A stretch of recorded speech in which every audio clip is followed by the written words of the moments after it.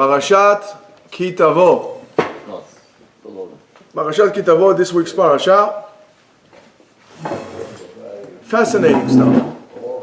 So from Rosh Chodesh Elul, from the beginning of the month, we really start to preparing for Rosh Hashanah. At least, I mean, if we didn't start already from Pesach, at least from Rosh Chodesh Elul, we start to prepare for Rosh Hashanah to really awaken the heart up, to be able to hopefully enter with a pure heart to Rosh Hashanah in order to fix up whatever needs to be fixed up.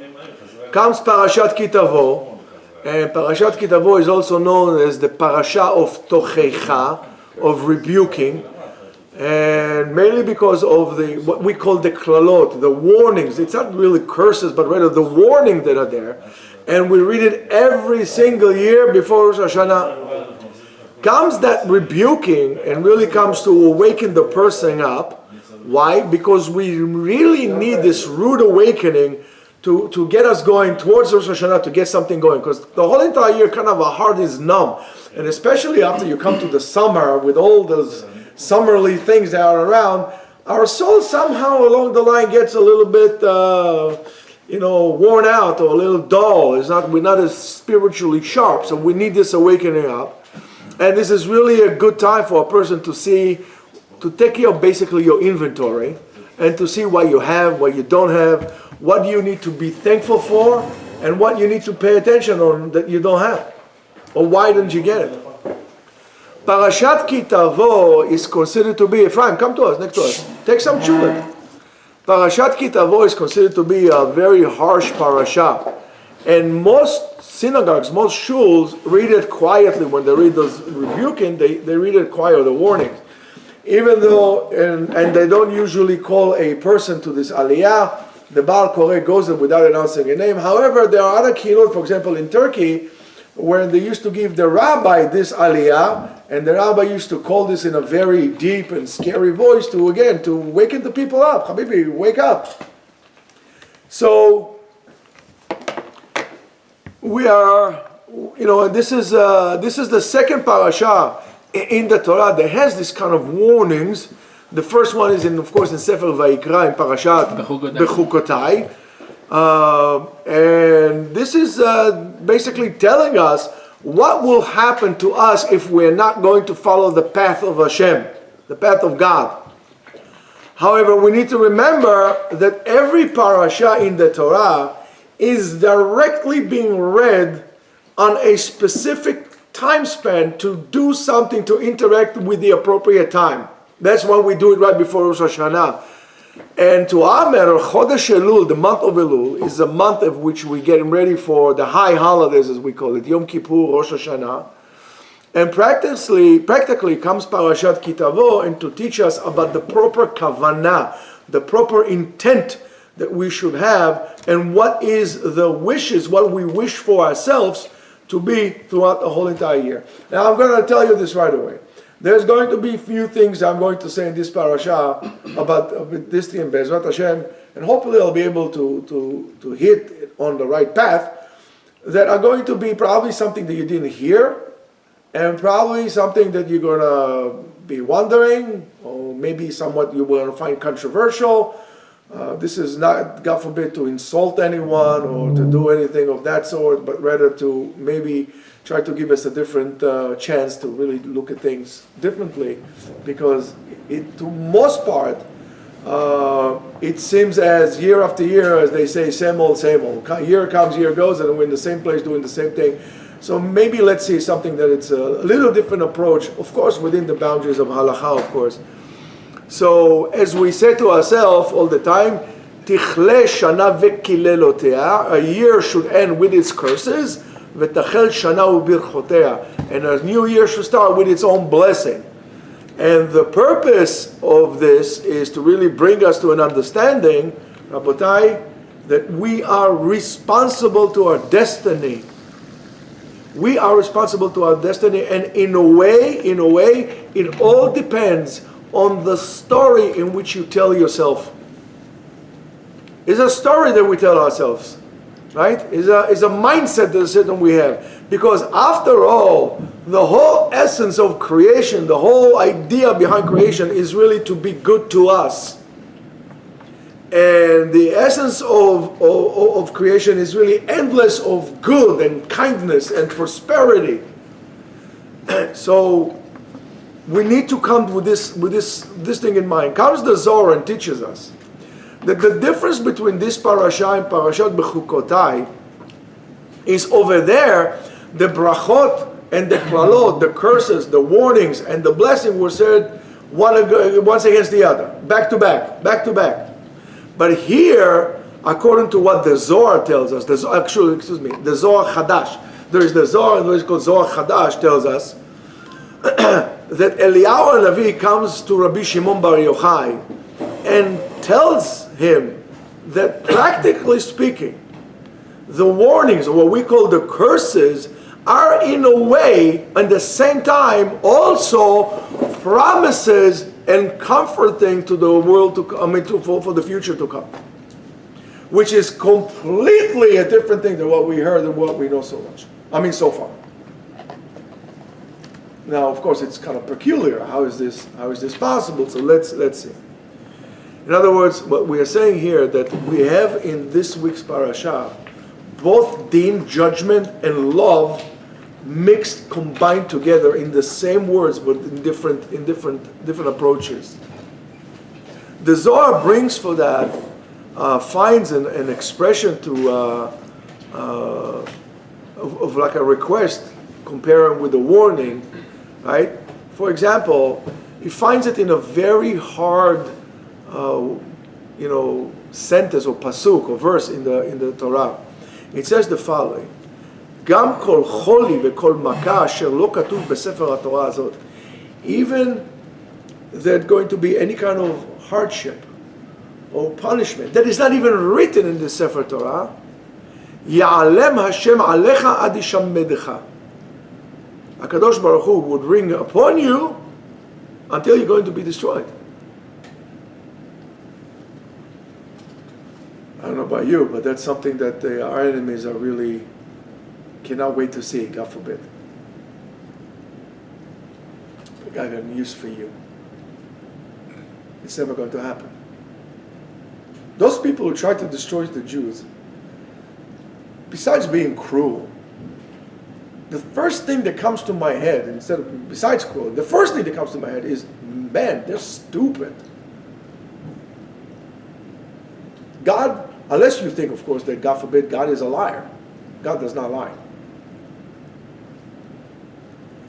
So what does it say here? Now let's look. It really, the pasuk should have says, Ya'aleh, right?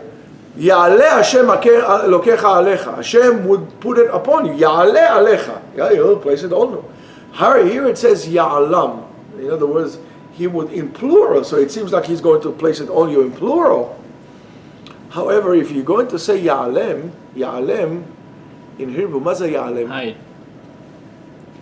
Leha'alim, מה זה Leha'alim? Is to disappear. Not only to bring up, that's one thing, but really to disappear. Leha'alem, ne'elam min ha'olam. So, if we look at this way, what the Zohar says, it means HaKadosh Baruch Hu is going to cancel anything, delete anything, the hardship is going to come. So together with that depends how you approach it. There is either a warning of the Jews that they might be completely erased from the world, or a tremendous promise that they would never be erased from this world. Ever. Two people can read the same verse and each one could understand something completely different, and both of them are right. Yes, I know it sounds like we are in the Matrix, but both of them are right. And I know this is a tremendous point here. We can, both people experience the same experience. We were in that experience together. On the same side of the experience, not opposing sides. On the same side of the experience. One would say, boy, that was great, let's do it again. They say in Yiddish, booyah. The other one would say, oh my goodness, this was horrible, never again. Which one was right? Both are right. So you hear from here something which is fascinating. reality. Your reality is what you make to yourself. How many times have I told you, stop looking into bad news? You're creating a bad reality for yourself, a reality of desperation, of hopelessness. Start creating a different reality.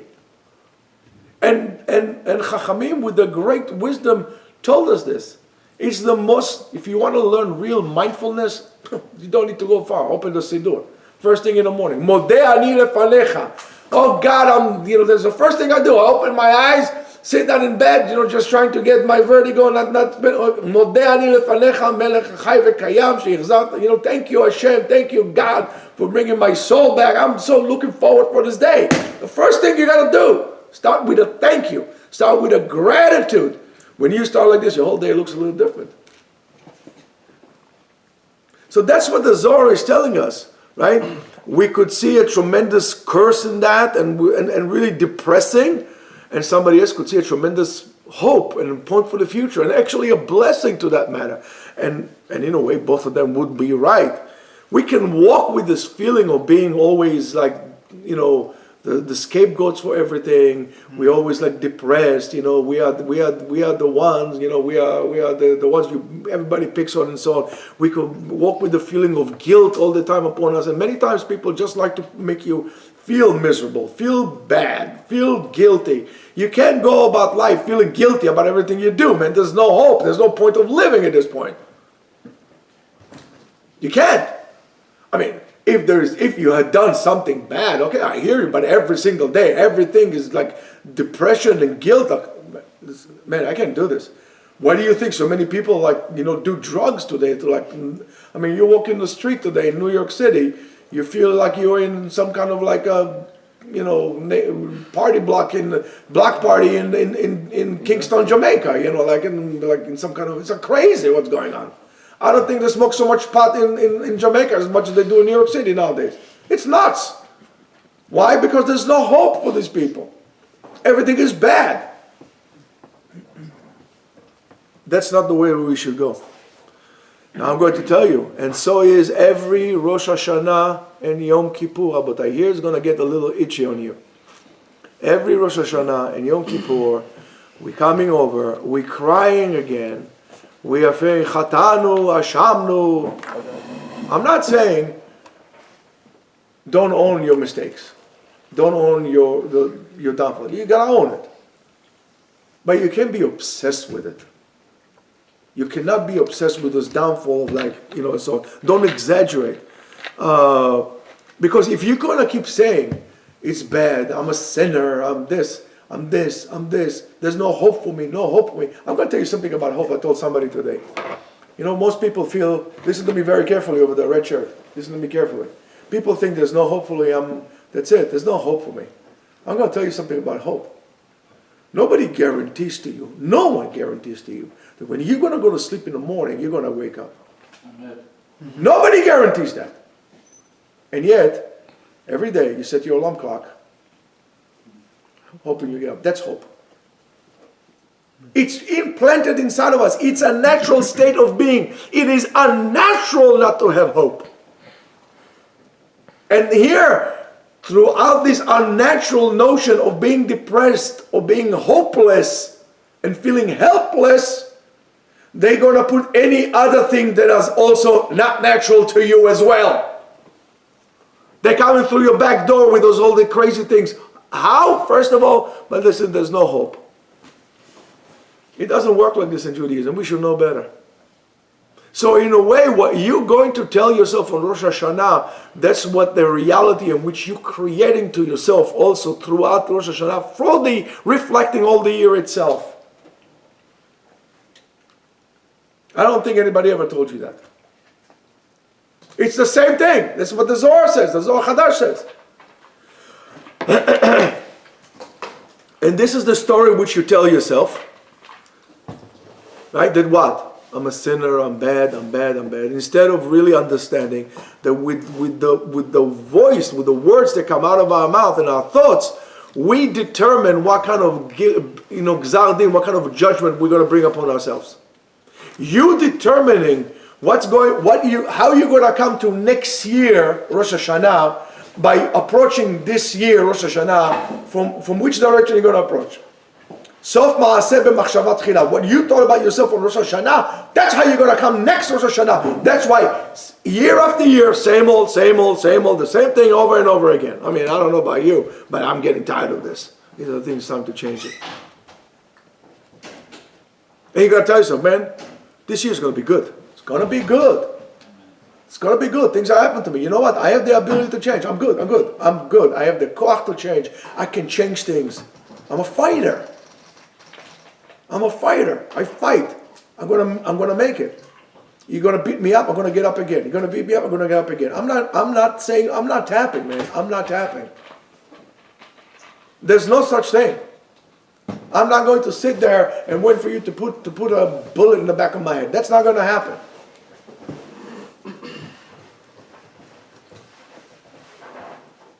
Maybe it's not a common Jewish thing to think like this. But hey, I said it, came out of my mouth, and I own it. I think we should change. Otherwise, we're going to fall into this darkness. We're not going to be able to see the light. That's what I really, truly believe. More than that, Chazal tells us that the gzerah, the decree exists for one reason only, not to punish us. It's for you to be mevatel it, and for you to cancel it. If there is hardship there, it's for you to overcome it. Not for you to fail. Something is hard, okay. How do they say in Yiddish? They go and get stuff, stuff gets going. Okay. Let me tell you something. I don't know about you guys.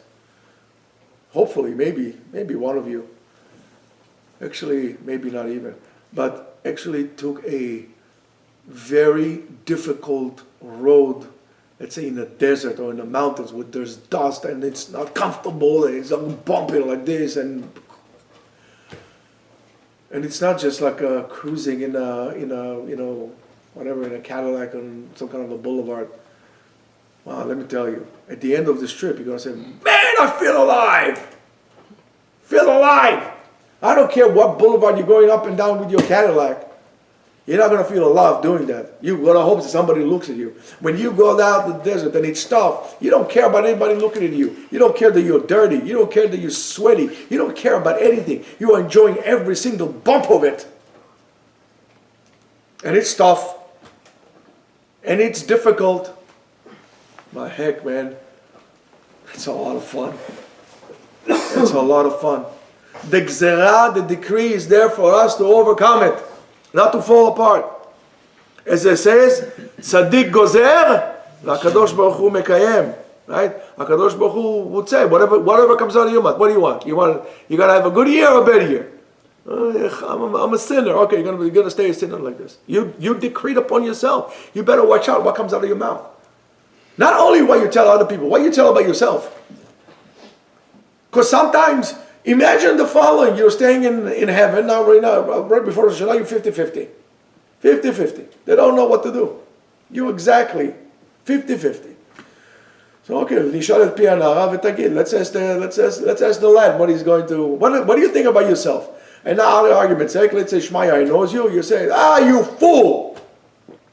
I say, he said he's a fool. Okay, but said that. No, his own words. You said you're a fool. You gotta watch out what comes out of your mouth about yourself. Through others also.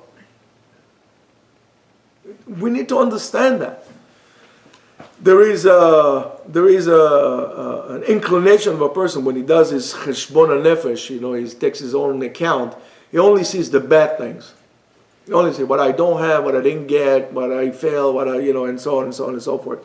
And if you do so, you're going to fall into depression. You're going to give up. That's why the Parashat comes to tell us there's two things. When there is lacking, when things are not really appropriate, right, and there's no fruits of our effort, we also have to remember that we have to see also what's in the cup. I'm going to tell you this. You say, listen, it's not, there's, I don't know, maybe here, 3 ounces of water? 3 ounces of water. I'll remind you this 3 ounces of water on Yom Kippur or Musaf. I'll tell you how much would you give me now if I would give you beheter, of course, beheter. I have like only 3 ounces of water. Huh? 10,000 Michael. 10,000 Michael. I don't care, Rabbi, take my Rolex.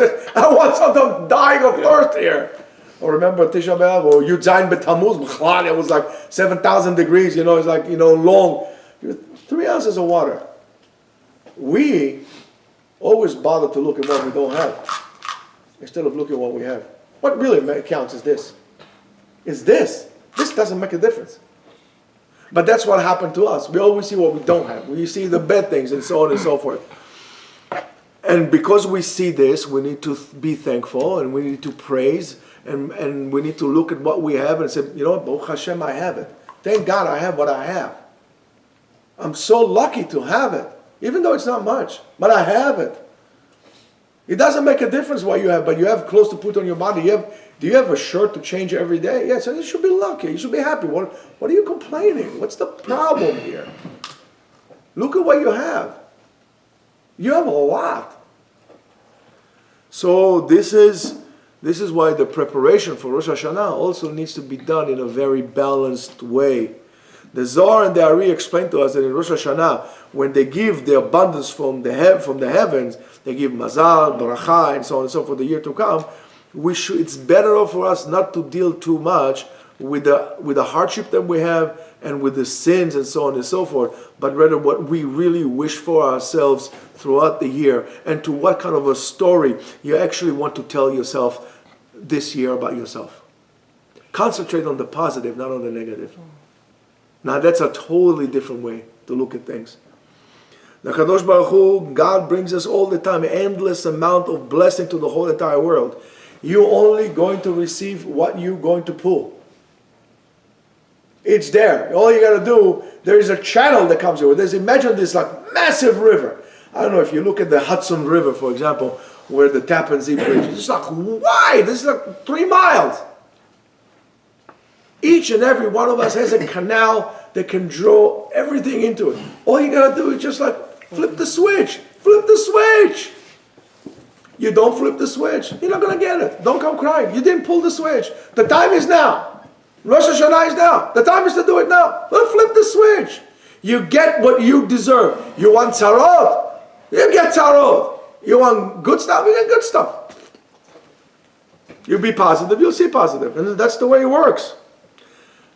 I'm not here saying, I'm not giving you a lecture about the laws of attraction and the secret. This is not what I'm talking about. But that's basically what it is.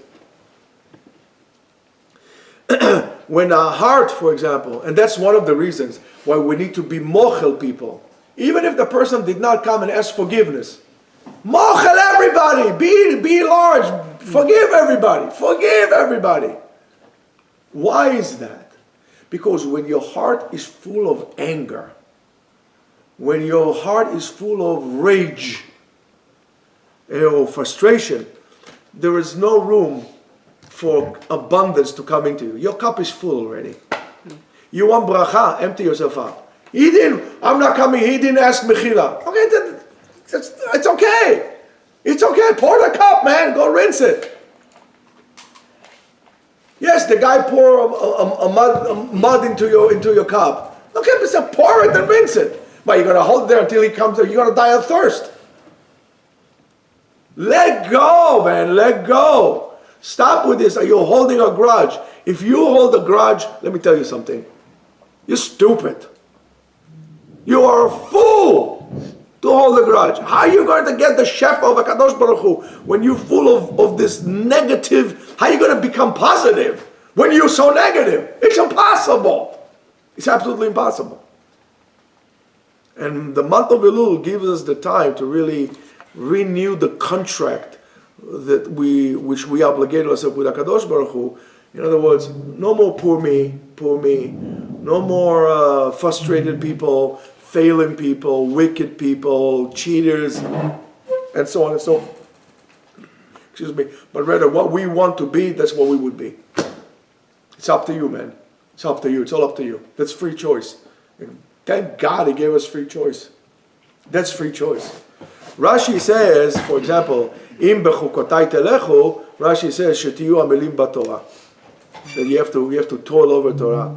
So there is also another issue here of like that it's beyond just learning Torah. There's something much broader here for mindset, for basically for a way of life, as we said, or certain worldly mindset that you have. Everything is a mindset. You decide to be wicked, that's a mindset. You decide to be lucky, that's a mindset. You can't say, if you become successful, that's because you have the mindset of a successful person. If you don't have that mindset, you're never going to be successful. If you have a happy mindset, you'll be happy. Everything is a mindset. So, but in order to have a mindset, you need to actually be in this world that HaKadosh Baruch Hu gives us, and gives us the ability to succeed. That nothing really comes from, we cannot generate anything. Everything comes from HaKadosh Baruch Hu. HaKadosh Baruch Hu runs the world, and also our success in this world comes because He allowed us to do so. So I need to be grateful that HaKadosh Baruch Hu allowed me to have this opportunity to be successful, and help me implant this thing inside myself. So therefore we need to have a Rosh Hashanah at least, if not every day, at Rosh Hashanah, to have a tremendous gratitude to HaKadosh Baruch Hu. Thank you so much. Thank you for everything you did for me. Thank you. And that's what it says by Torah, V'zacharta et Hashem Elokecha. And you should remember Hashem. Why? Ki hu anoten lecha koach la'asot hayil. Lo chayil, hayil. Right? And Onkelos says, Yahav lach etzal lemakni nechsin. HaKadosh Baruch Hu HaKadosh Baruch Hu gave us the koach to do chayil. Ma ze chayil? To acquire property. He gave me the advice, the proper advice to do that.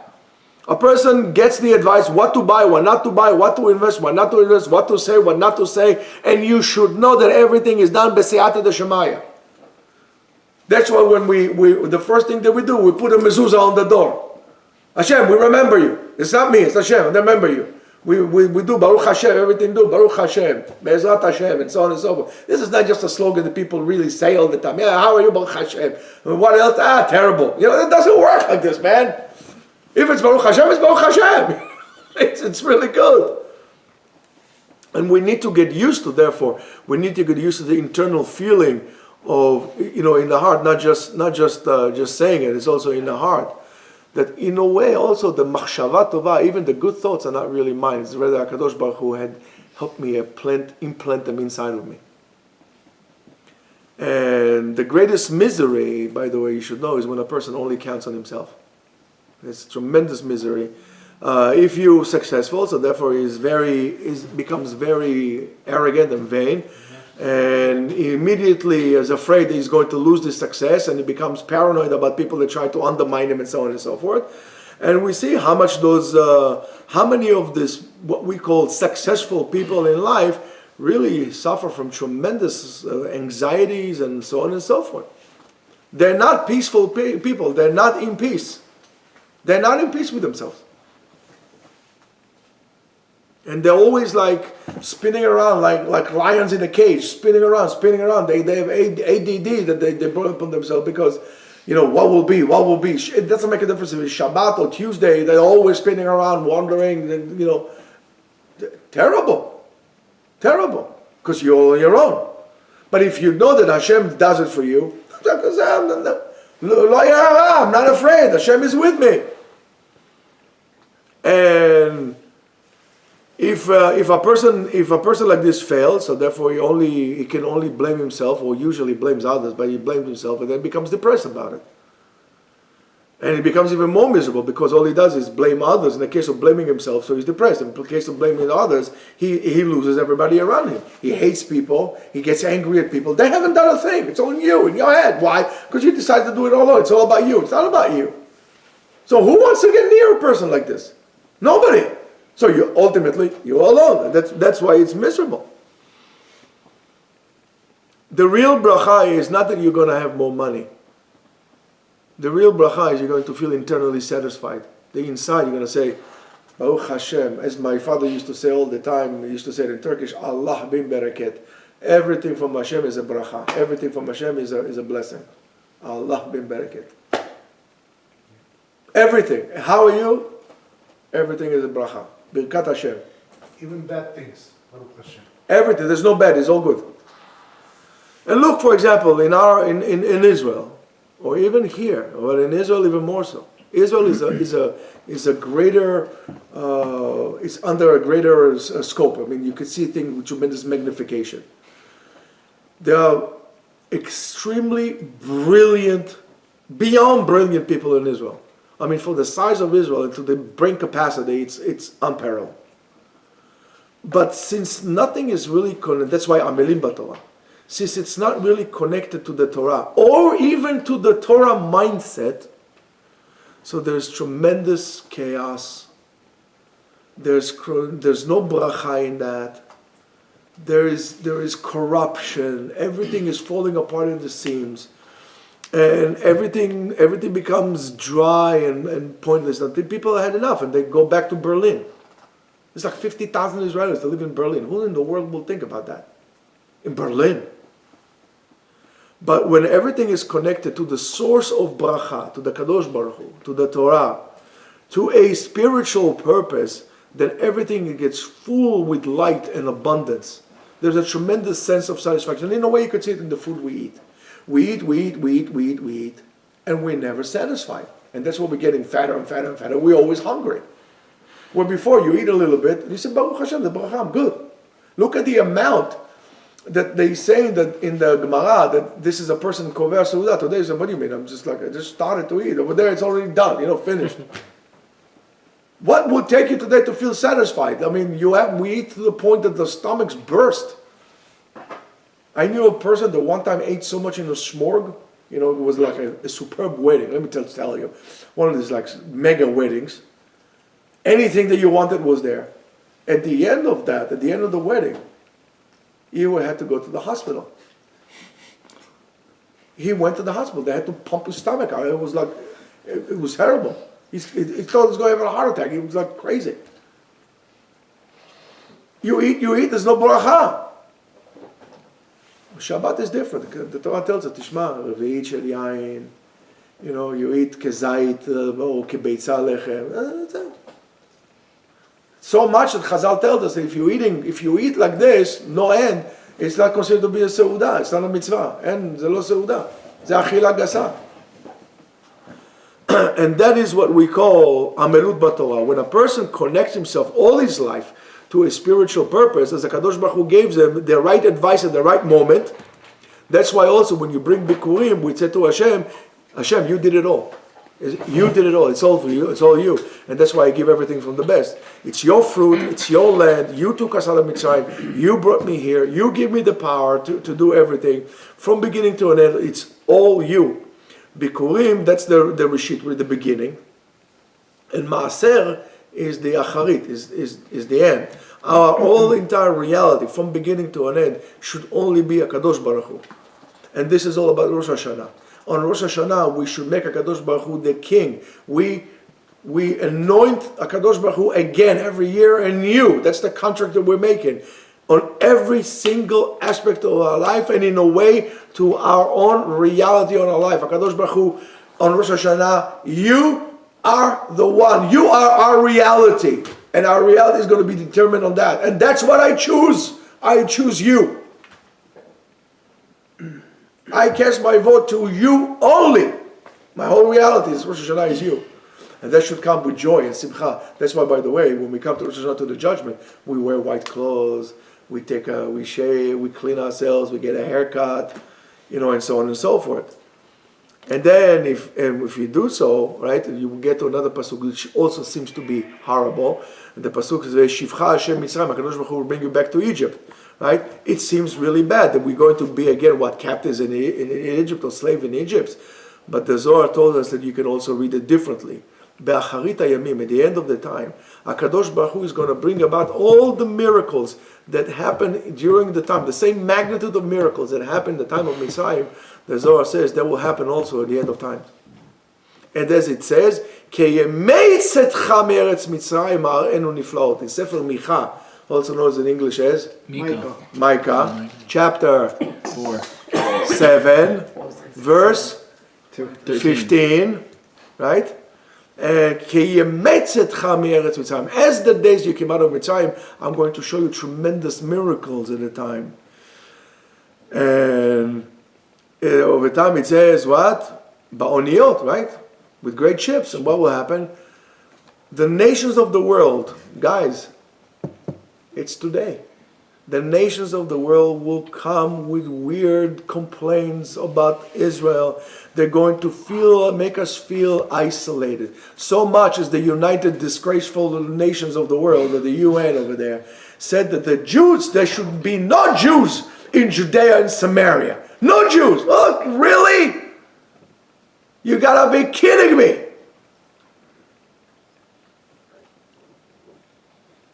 That Macron, that clown from France, said, we are standing with the people of Lebanon. Excuse me, why are you standing with the people in the Golan, in the Galil? Huh? How about you little clown? Go over there, you bummy boy. Married a woman who's like twice his age. Good luck. Shame on you. Nobody says anything, but that's what I'm going to feel isolated. Are we feeling isolated? But we are in this time. We are in this time. We're going to feel isolated. We're going to feel hated. Who loves the Jews today? No one. We're going to feel lost. And then what's going to be? והתמכרתם שם לאויביך לעבדים ולשפחות ואין קונה. It says, it doesn't say ונמכרתם. It doesn't say you were sold. What did it say? והתמכרתם.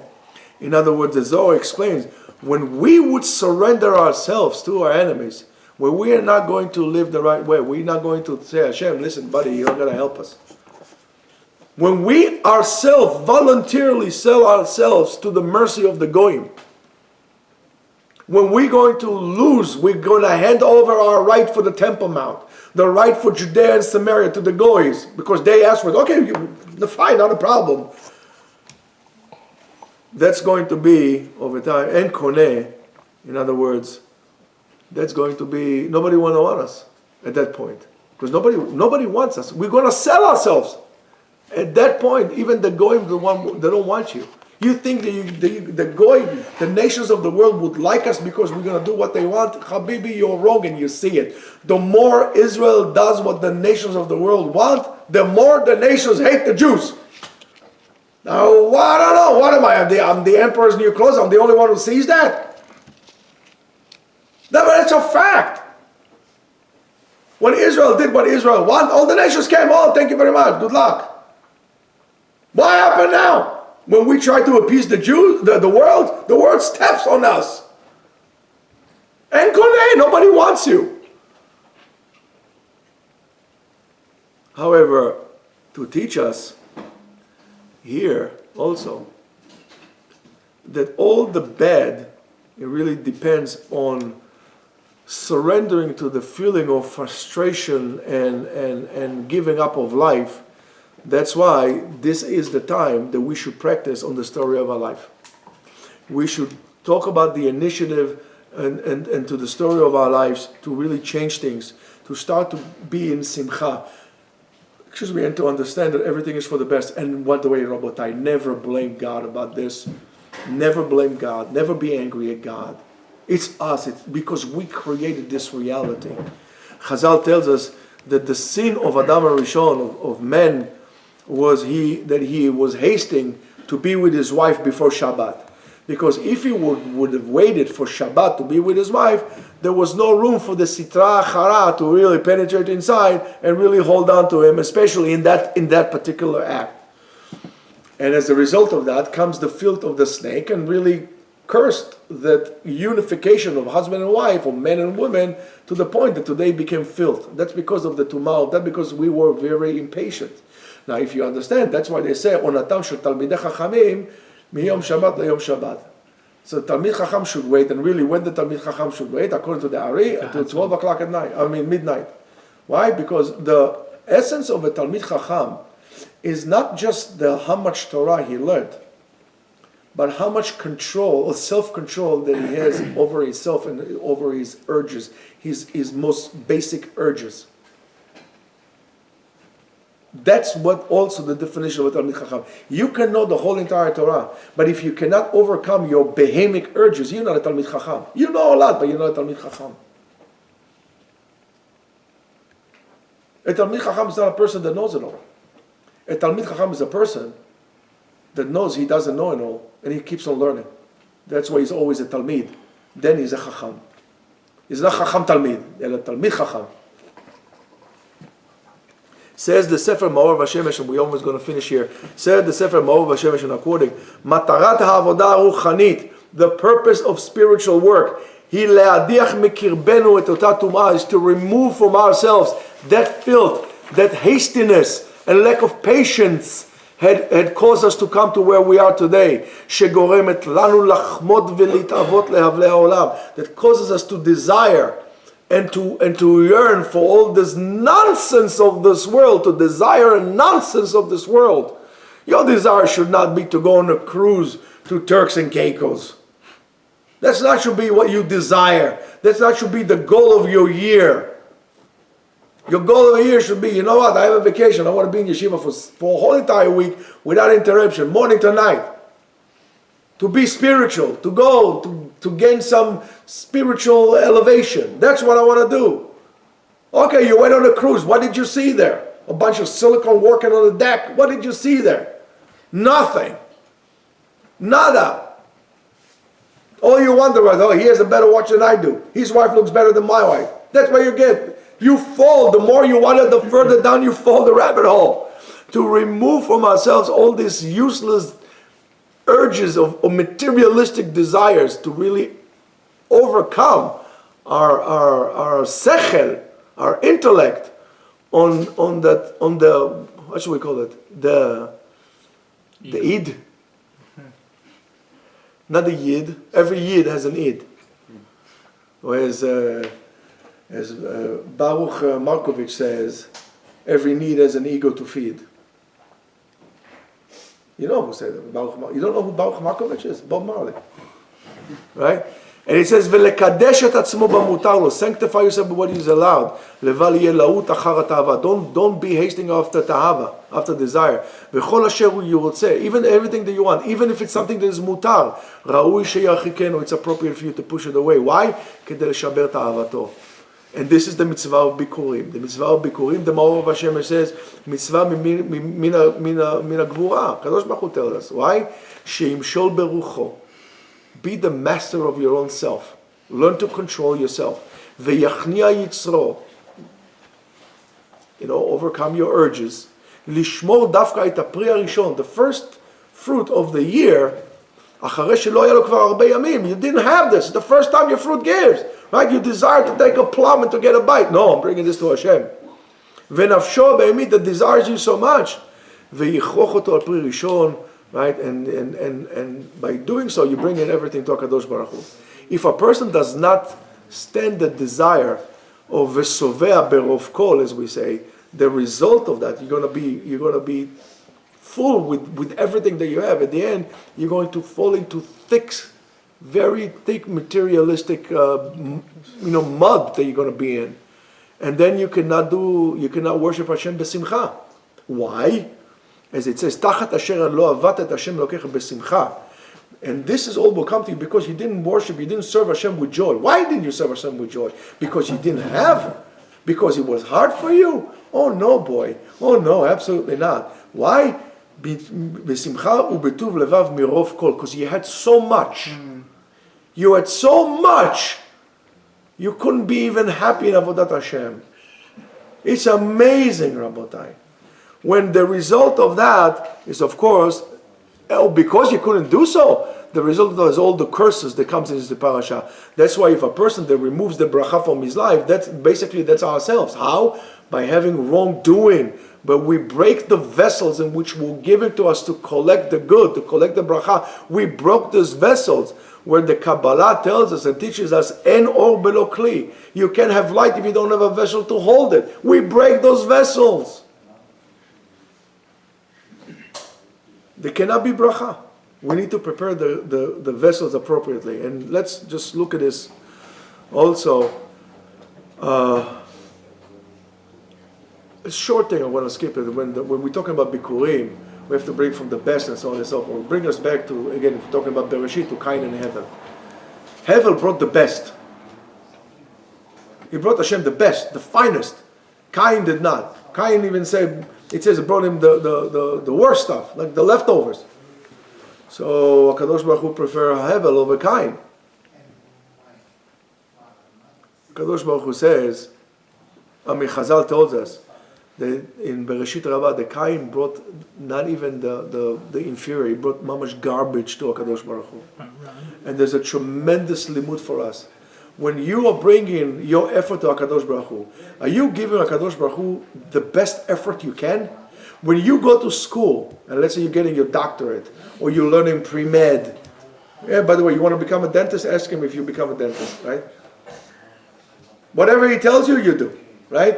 When you become a dentist, you're taking your pre-med, or you're going to a lawyer, you're taking your LSAT, or you're going to having a business, you put all, do you put the same effort in what HaKadosh Baruch Hu wants you, your Torah and mitzvot, as much as you're going to put on your not even your wrongdoing, but your secular doing?